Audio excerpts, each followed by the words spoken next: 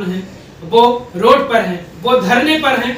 और धरने की वजह यह है कि वही बेटियां, वही पहलवान बेटियां उत्तर प्रदेश के गोंडा के सांसद ब्रजभूषण शरण सिंह, जो कुश्ती संघ के अध्यक्ष हैं, उन पर एक गंभीर आरोप लगा रही हैं कि वो पहलवानों के साथ शारीरिक शोषण, यौन शोषण या इस तरीके के गंभीर आरोप लगा रही है। हालांकि इस मामले पर एफआईआर दर्ज होती है, सुप्रीम कोर्ट का आदेश आता है, तब जाकर एफआईआर दर्ज होती है, लेकिन अभी तक ऐसी कुछ कार्रवाई नहीं हुई है कि जिससे पहलवान संतुष्ट हों या फिर धरने स्थल से हटे। हमारे साथ बातचीत करने के लिए संदीपनी मिश्रा जी हैं, जो उस धरने स्थल पर भी जा चुकी हैं, पहलवानों के समर्थन में भी जा चुकी हैं और अपनी बातें भी रख चुकी है बेबाकी के साथ। सबसे पहले संदीपनी जी, बहुत बहुत स्वागत है। क्या कहेंगे उन बेटियों के लिए जो बेटियां, जो कि आगे तो गेम है और गेम खेलने की बजाय बेटियां रोड पर हैं, धरने पर बैठी हुई हैं? देखिए 2024 में ओलंपिक्स आ रहे हैं, बहुत एक अजीब स्थिति हो गया है कि कौन है वो जो बेटियों को मजबूर कर रहा है, जो ओलंपिक मेडलिस्ट हैं, जो एशियन में फर्स्ट वुमेन है, बहुत सारे अवार्ड्स हैं, उनको सड़क पर सोने के लिए मजबूर कर रहा है, प्लेटफॉर्म पटरियों पर सोने के लिए मजबूर कर रहा है। कौन है वो? मैंने एक स्लोगन लिखा था अपना, वो बीजेपी का आभूषण है, क्यों कानून से बड़ा ब्रिजभूषण है। जब सेम कानून, सेम आरोप सब पर लगते हैं तो उन्हें रात के 2 बजे उठा लिया जाता है, और जब ब्रिजभूषण को लगते हैं तो 1 हफ्ते से ज्यादा हो जाता है। ऐसा क्यों होता है? बिल्कुल, आपने कहीं ना कहीं तो पॉक्सो एक्ट की बात कर रही है कि अच्छा कोई ऐसी घटना बताइए जो पॉक्सो एक्ट में किसी ऐसे शख्स को पुलिस इस तरीके से उठाई, क्योंकि हालांकि ये तो कानून है कि पॉक्सो एक्ट लगने के बाद तुरंत गिरफ्तारी होती है। आप शांतासाराम जी को देख लीजिए, रात के 2 बजे उनको ले जाया गया था। चाहे वो कानून अपनी जगह है, लेकिन एक ना होता है कि बड़े बूढ़ों का लिहाज होता है, तो 80 वर्ष से शायद ज़्यादा ही होंगे, उनको रात के 2 बजे उठा लिया गया था। कोई बात नहीं, कानून सबके लिए सेम होता है, तो ब्रिजभूषण के लिए सेम क्यों नहीं है? 1 हफ्ते से ज़्यादा हो गया एफआईआर को, तो आप भी जानते हैं, मैं भी जानती हूँ, सब जानते ही हैं। तो आपको क्या लग रहा है, कहाँ से ऐसा कुछ दबाव आ रहा है या कहाँ से ऐसी चीजें हो रही है कि ऐसे एक्ट लगने के बाद भी गिरफ्तारी नहीं हो पा रही? देखिए, आप साफ जानते हैं पुलिस किसकी है, साफ सीधी सी बात है, जनता जानती है, मैं जानती हूँ, आप जानते हैं, पूरे देश की जनता जानती है पुलिस किसकी है। ऊपर से पुलिस भी एक कठपुतली बन चुकी है एक्चुअली, उसके धागे किसके हाथों में है, कौन चला रहा है, वो जनता बड़े होशियारी से समझती है। पहलवान हैं जो मेडल ले आए हैं, अगर उनको इस तरीके से न्याय नहीं मिल पाया तो फिर आम आदमी पर, पुलिस पर भरोसा क्या रह जाएगा? पुलिस पहलवान, मैं तो पुलिस पर आप सवाल खड़ा कर रही है, तो यही तो पुलिस है जिनके ऊपर हम भरोसा करते हैं, जिनके भरोसे पर हम दिन रात चलते हैं, हमारी बहन बेटियां वो पुलिस जब पहलवान सो रहे होते हैं तब एक को सिर फोड़ दिया। एक अब रूल आ चुका है कि महिला कोई होगी तो उसके लिए महिला एक हमारी पुलिस वाली होगी, कोई है ना, कांस्टेबल, महिला कांस्टेबल होगी जो उनको लेके जाएंगी। यार जो हमारे पुलिस वाले थे, उन्होंने गीता अब हमारी विनेश फोगाट को धक्का दिया, साक्षी जी को धक्का दिया, क्यों? ऑर्डर है, आप छोड़ भी तो सकते हैं कि टच ही ना करें। उसके बाद ये बात दूर की बात है, आपने सिर ही फोड़ दिया, किसी का डंडा मार के सिर ही फोड़ दिया, ये गलत बात है, दुर्भाग्य की बात है, बहुत देश को शर्म आनी चाहिए इस बात पर। ये वही बेटियां हैं जो कह रही हैं कि 12 सालों से शोषण होते आया इनके साथ। वहीं पर ब्रजभूषण शरण सिंह कह रहे हैं कि अगर 12 सालों से हो रहा था इनके साथ तो अब तक क्यों नहीं आवाज उठाई, क्यों नहीं रोड पर आए ये लोग? 2012 में एफआईआर हुई, 2024 घंटे में हो गया, एफआईआर खत्म करा दी ब्रजभूषण सिंह ने।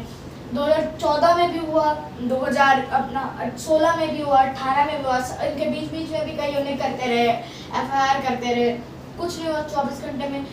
तो 24 का 2024 से क्या लेना देना है वो तो अब जनता समझ ही गई होगी, लेकिन 24 बीजेपी के लिए बहुत खतरनाक होने वाला है। आपने कहा कि 2012 में हुआ था, लेकिन अगर सत्ता की बात की जाए, क्योंकि आप, मुझे लगता है कि मोदी पर ही सवाल खड़ा करती हैं, तो सत्ता तो 2014 में आई थी, तो 12 में कहां से ऐसा कुछ हो गया कि एफआईआर को रद्द करवा दिया गया? तब तो नहीं सत्ता में थे। देखिए, जिस तरह से पहलवानों ने बताया है, मैं आपको उनकी टिप्पणी बता रही हूँ कि 2012 में हुआ, 2014 में हुआ, 2016 में भी हुआ। जिस तरह से पहलवानों ने बताया, क्या पता ब्रिजभूषण के अलावा कोई और हो। शायद मेरे को अभी भी याद है कि बीजेपी से पहले समाजवादी पार्टी से ब्रिजभूषण सिंह थे, आपको याद होगा जी, जी। वो अपने गोंडा से ही थे। पहले गोंडा से रह चुके हैं, बीजेपी से 2 बार और समाजवादी पार्टी से 1 बार। तो इसलिए 2012 में भी हुआ शोषण। उसके बाद बलरामपुर से है, अब अपने केसरगंज से हैं 2 बार। तो वही चल रहा है। तो समाजवादी पार्टी से भी 1 बार रह चुके हैं। टाटा ब्रजभूषण शरण सिंह कह रहे हैं कि हमें सबूत दिखाएं, हमें साक्ष्य दिखाएं। अगर हमें नहीं, सबूत- मतलब कानून को दिखाएं तो वो फांसी पर लटकने को तैयार है। वो तो ये कह रहे हैं। नहीं, सबूत दिखाने की क्या बात है। जिस आदमी की छवि खराब हो, ब्रजभूषण शरण सिंह वो हैं, टाटा आप जानते हैं, Tata terrorist and dispute activities.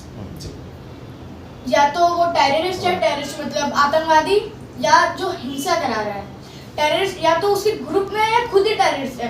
पहला टाटा कानून आया था, पहला टाटा ब्रजभूषण शरण सिंह पे लगा, पहला आदमी देश का पहला आदमी जिस पर टाटा लगा। छवि खराब है। उसके बाद कई आरोप लगे। छवि तो पार्टी की खराब है एक्चुअली।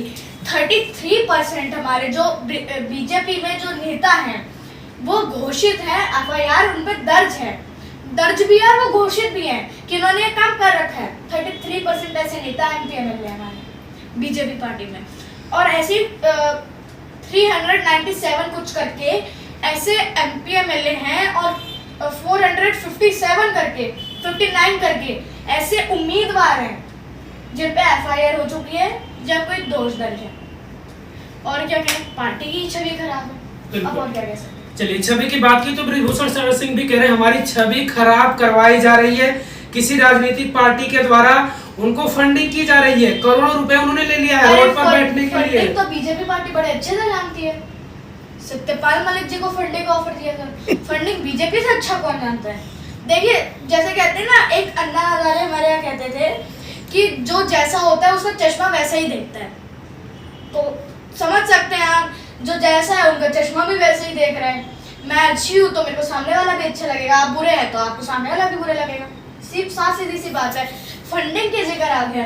अब फंडिंग तो सत्यपाल मलिक जी को ऑफर हुआ था अडानी वगैरह ग्रुप से कि 300 करोड़ ले लो और साइन कर दो।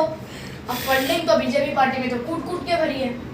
बीजेपी पार्टी में अच्छी बातें भी हैं, लेकिन बहुत ज्यादा बारीक कुट गए हैं, इसलिए बिल्कुल भी दिखाई नहीं देते हैं। क्या लग रहा है आपको, बेटियों को कब तक सड़क पे रहना पड़ेगा?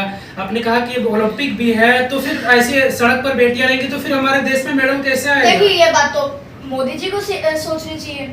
हमारे आगे पत्रकार सोच पा रहे हैं, आम जनता सोच पा रही है, नौजवान सोच पा रहे हैं, युवा सोच पा रहे हैं, यहाँ तो कि छोटे छोटे बच्चे भी सोच पा रहे हैं, मैं भी सोच पा रही हूँ, पूरी जनता सोच पा रही है। मोदी जी क्यों नहीं सोच रहे हैं, बीजेपी सरकार क्यों नहीं सोच रही है?